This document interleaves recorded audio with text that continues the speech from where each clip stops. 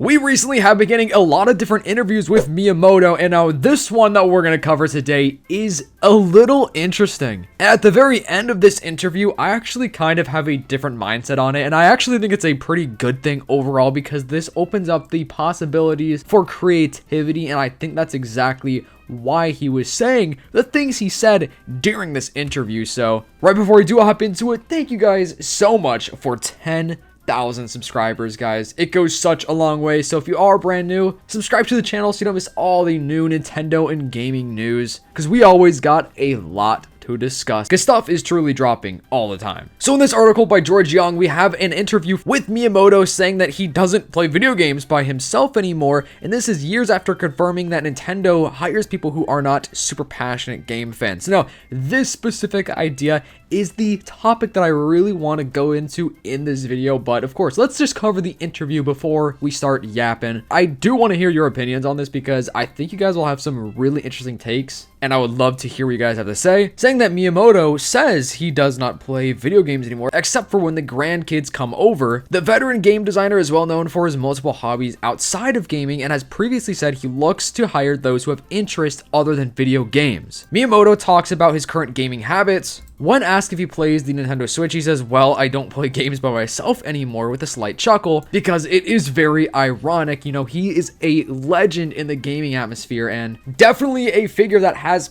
paved the way for many modern day games. So it does make sense, and his reasons are pretty realistic in this video, especially the fact that he's talking about his grandkids, because, you know, I'm sure he is a busy man that probably does not have much free time. Saying though he doesn't game in his free time, he still keeps video games around, saying if there are video games in their house, my grandkids play them too much, so I keep them at mine and say, if you want to play games, come to granddad's house, he explains. The little ones can't finish games themselves, so I think it makes them happy when we complete them together. They're really scared of the boss from Captain Toad Treasure Tracker, so I do that one for them. It initially might come as a bit of a surprise to hear that the Zelda and Mario Maker, bro, that's gotta be a reference, right? Isn't a huge gamer these days, but Miyamoto is well known for his hobbies besides video games, as he uses them to inspire his game design. His love for playing instruments inspired Wii Music and Nintendogs came from his love of dogs, and Pikmin was thought up thanks to his time spent outside the garden. And from an interview in 2017, so almost 10 years ago,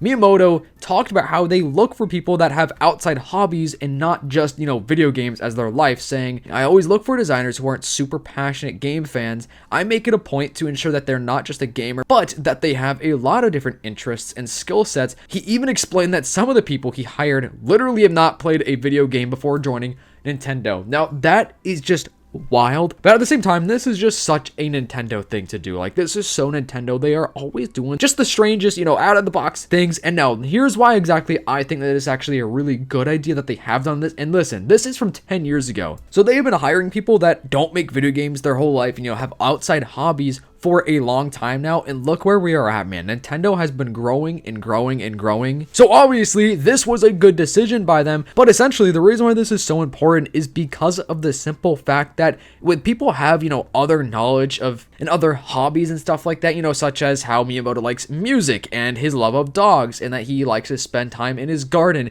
he used those aspects of his life to create a different game. And Wii Music, absolutely legendary. Nintendogs, legendary game. Pikmin, another legendary game right there. So I'm sure that there are more hobbies that he has that have inspired other things within Nintendo, and same with just random employees at Nintendo have probably come up with some random idea or say, hey, I love to wear hats and design hats, and maybe that's how we got Cappy from Mario Odyssey. Obviously that's just me coming up with something, but this is such a good idea as well because it also helps these designers and the people at Nintendo not take too much, I guess you could say, inspiration from other video games. Because if somebody is designing a brand new game, the odds are they're probably going to be thinking of like the games they have played in the past and what games they loved and what games they really thought, you know, kind of stood outside the box, and try to either replicate that or, I guess, you know, do a spin-off of that, if that makes sense. You know, like not the direct exact one-to-one copy of that art style or of that game, but just kind of very similar. So as we all know, Nintendo are definitely some of the most innovative people out there. Like, the whole team, just everybody at Nintendo are very creative, and it sounds like pretty much everyone at Nintendo also understands Nintendo, if that makes sense. Like, they are all fans of Nintendo, even if they aren't gamers, because it sounds like from another interview, they're like kind of passing off the torch to some people and really teaching them about the whole history of the company and like what they are, basically. So it is really funny that Miyamoto himself is not a big gamer these days, but hey, he's still playing it with his grandkids, and honestly, like I said, it just gives him more of a clear mind to not be comparing himself, his games, or his ideas to other video games, and just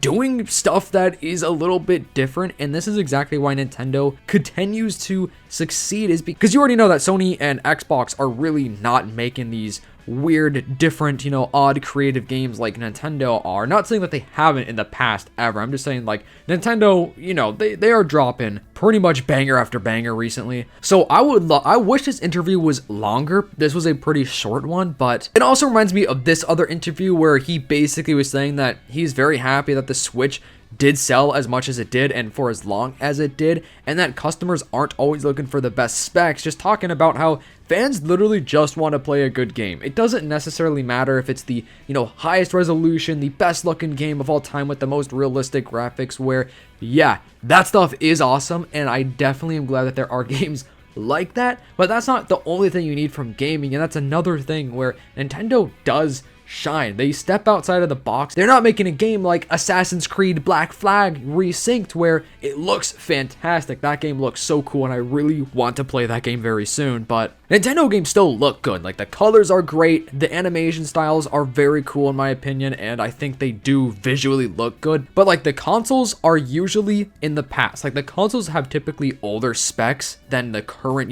modern day market, I guess I'll say, and that is something that they always have seemingly intentionally done just so they could really just lock in with the games. Like, Nintendo games are obviously a massive selling point of Nintendo, so of course if people want to play these really fun, creative games like Nintendogs or Pikmin, whatever the new Mario game is gonna be, Pokemon, they have to play it on a Nintendo console. So this is also interesting to me because Nintendo always have some sort of gimmick. The consoles always have a gimmick, or the games typically do have some sort of gimmick. Every big 3D Mario game has a gimmick. Pokemon games always have a gimmick. The Switch 2 gimmick that's different from the Switch is the mouse mode. So it has a mouse mode. Of course, the Joy-Cons can work as, separate controllers and stuff. It's really cool. Obviously, the Wii had the Wiimote. The DS is like a, foldable console. There is just something about every single Nintendo console that makes it really unique and just odd. So that's also in my mind where I'm always like, what are they going to do after the Switch? What could they possibly come up with after the Switch? Because in my opinion, and the opinion of most people, is that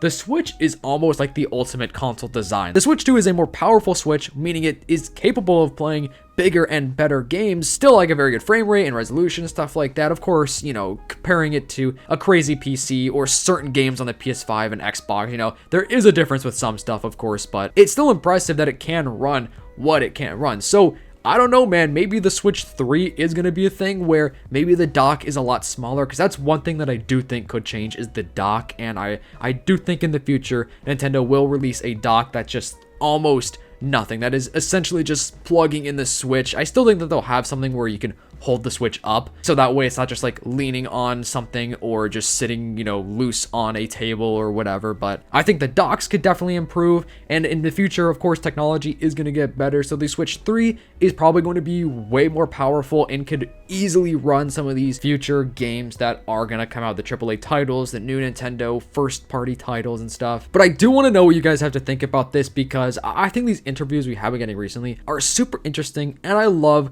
getting an inside, more in-depth look at Nintendo as a whole. And it's just really cool to see kind of their thought process behind things, and that, yeah, you don't have to really do things by the book. You could totally branch out and just be different, like be weird, and I think that's where Nintendo succeeds. Anyway, thank you guys so much for watching today's video. If you did enjoy, please make sure to like and subscribe to the channel. I will see you in the next one. Peace.